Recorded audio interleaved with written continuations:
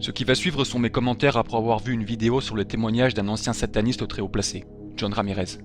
Lorsqu'il évoque son passé fortement ténébreux, on constate à quel point le réseau occulte et sataniste est implanté dans nos sociétés, qu'il est militairement organisé et hiérarchisé dans une quête assoiffée pour la suprématie mondiale, et que l'expansion des fausses religions et vices ont un lien direct avec les démons. Par exemple,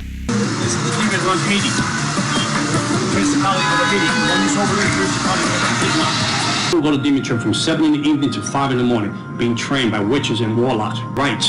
Who owns this region? Who's in this region? Who's running this principality? What principality name is this? At the age of 13 years old, I was astral projecting my body. I would leave my body home and go to regions and go into the spirit realm and curse dark side, curse neighborhoods, curse, put spirit of prostitution, spirit of drugs into the neighborhood, homosexual spirits here, demonic spirit here, spirit of murder, spirit of suicide.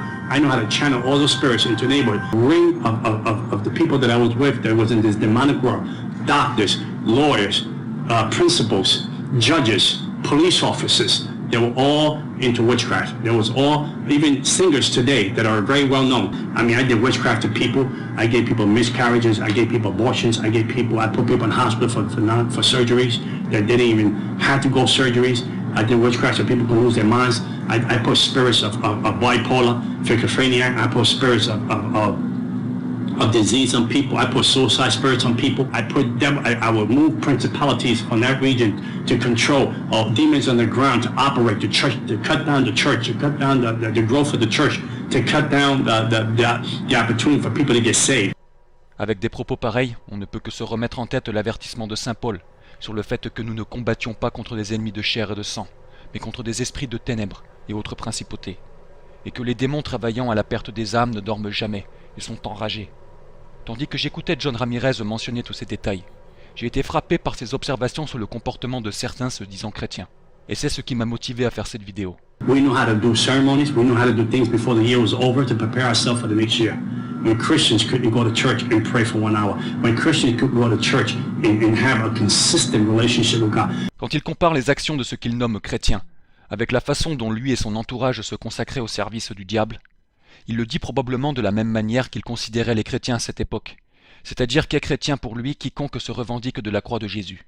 De mon côté, je prends cet exemple en songeant aux convertis, au vrai christianisme, le catholicisme traditionnel, et qui se plaignent de devoir prier le chapelet quotidien, ou me critiquent quand j'encourage les convertis à prier le rosaire complet, pour ceux ayant la possibilité de le faire. À travers cet exemple, j'encourage tous ceux qui se font infecter par ces découragements à comprendre combien ceux qui l'émettent sont faibles et s'exposent aux attaques. Ne les écoutez pas et travaillez à être un bon chrétien dans votre mesure. Prenez votre chapelet avec encore plus d'enthousiasme. Les commentaires de cet ancien sataniste devraient encore plus vous motiver. I brought Christians to their knees, not to prayer, because they had no power. It wasn't because their God wasn't all powerful. Don't get me wrong. Because their God was all powerful, the vessel was weak. The vessel had no prayer life, the prayer had no fasting life, and they had no relationship with God. And I had you, I own you, I had you as a slave. I broke you, I put witchcraft on you. I kept doing that to Christian after Christian after Christian. John Ramirez démontre combien les principaux responsables de notre situation actuelle sont les mauvais chrétiens. Les propos de Mélanie Calva, une des témoins des apparitions mariales à la Salette, me reviennent en mémoire. En vérité, les catholiques sont parlés des autres, aident merveilleusement à composer, à préparer le règne de l'Antéchrist. Les lucifériens n'ont pas à combattre beaucoup pour former ce régiment d'endémoniés. Tout ce mal se fait paisiblement.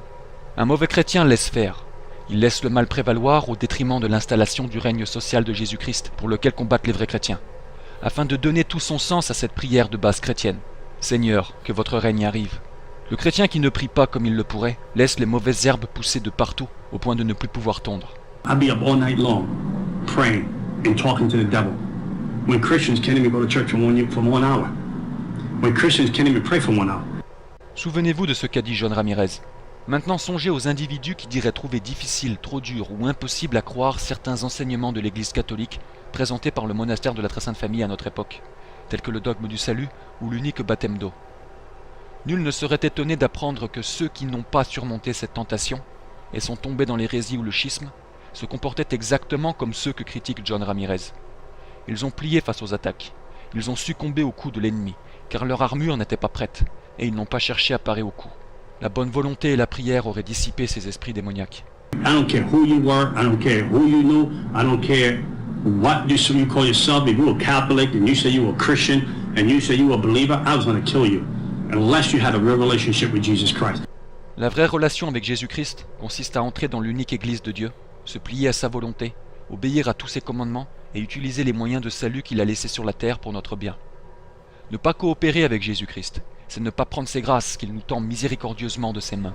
Plus loin, John Ramirez évoque ces moments où il ne pouvait pas nuire à des gens qu'il appelle chrétiens. Par exemple, lorsqu'il chercha à arrêter la progression d'un groupe dit évangéliste qui parcourait son quartier.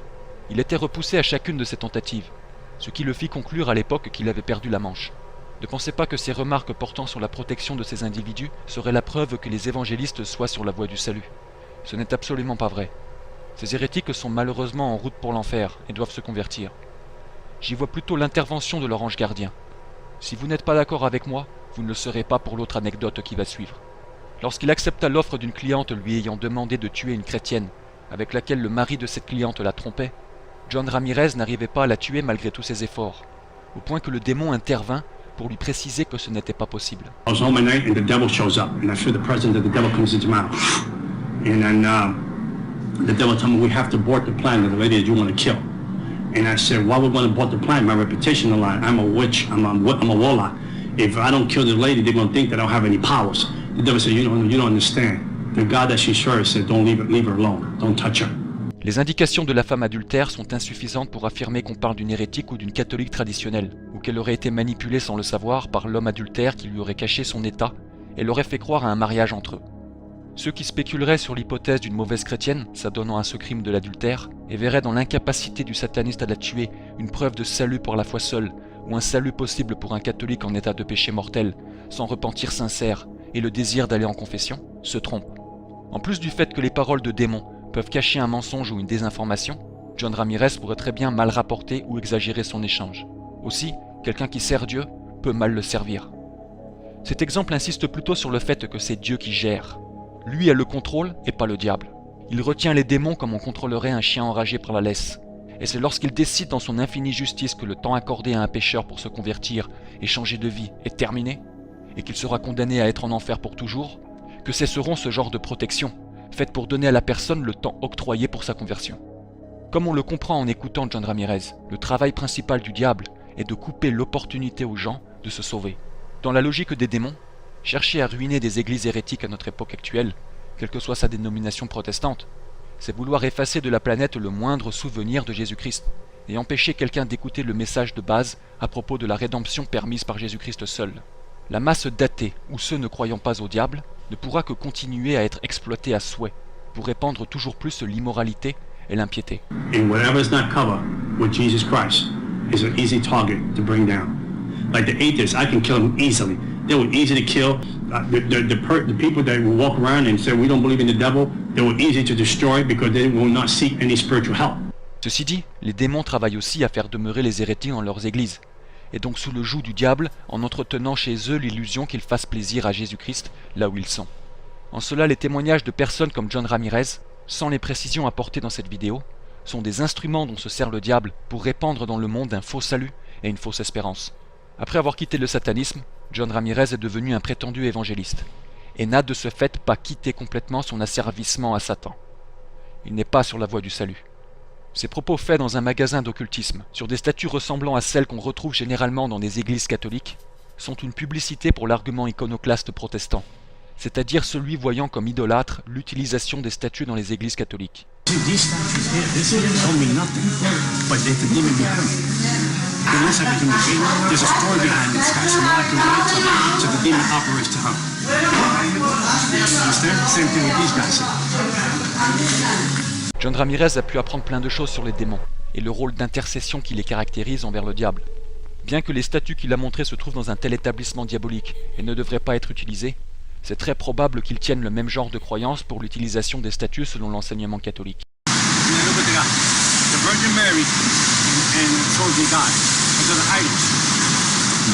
C'est un comble que John Ramirez ne réalise pas que les statues catholiques ne sont que des images servant à rappeler le rôle d'intercession des anges et saints pour le bon combat au service du seul vrai Dieu. Ce qu'il considère à tort comme le moment clé de sa conversion ressemble de très près aux expériences de mort imminente. C'est parce qu'il n'est pas du tout essentiel que vous l'entendiez, et pour ne pas faire diversion, que je ne l'inclus pas dans cette présentation. Les soi-disant révélations comme celle-ci contiennent quasiment tout le temps des incohérences ou des contradictions avec la véritable révélation divine et l'enseignement catholique donné à l'humanité. And we can walk into this place and we can chase demons out of here. We can curse this place to the ground in Jesus' name, and there's nothing that the devil can do. Tous ceux partageant une expérience semblable à celle de John Ramirez et qui ont compris que le salut vient de Jésus-Christ ne devraient pas s'arrêter à ce stade en croyant être arrivés au bout du chemin. Loin de là. Dieu accorde à certains ce genre d'expérience pour qu'ils se réveillent et cherchent la vérité complète dans un esprit de soumission à la volonté de Dieu et par coopération avec lui. S'ils avaient ainsi remonté le fil des recherches, ils auraient trouvé la seule église instituée par Jésus-Christ, l'église catholique traditionnelle, et conclu que les diverses églises se prétendant chrétiennes et s'opposant à l'enseignement catholique ne sont que des créations humaines manipulées par Satan. Il n'y a ensuite qu'un pas à faire quand, en découvrant l'entité actuellement à Rome, on comprenne que la vraie église a été éclipsée et réduite à un reste de fidèles professant la vraie foi de Jésus-Christ. Il faut tenir cette foi jusqu'à la mort pour espérer être sauvé et ne plus jamais subir ni se soucier des attaques du diable. Celui qui dit croire en Jésus doit tenir cette foi jusqu'à la mort s'il ne veut pas figurer parmi les gens que Jésus dira n'avoir jamais connus et qu'il jettera en enfer.